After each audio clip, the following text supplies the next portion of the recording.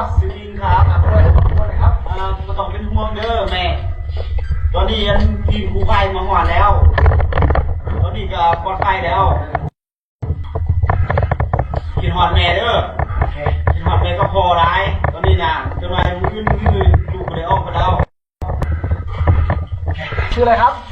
สบายดีซื้อมืดมาต้องเป็นห่วงเด้อพ่อแม่แข็งแห้งอยู่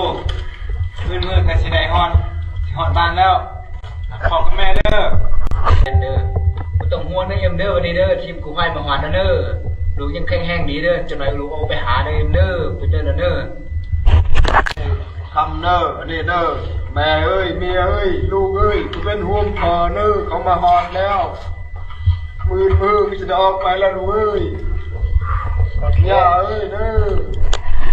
เข้มแข็งขาโอเคสบายดีแม่ลูกปลอดภัยดีเนอ2-3 มื้อลูกเขาไปหาแล้วก็ต้องเป็นห่วงลูกยังเข้มแข็งแข็งแรงดีอยู่แล้วโอเค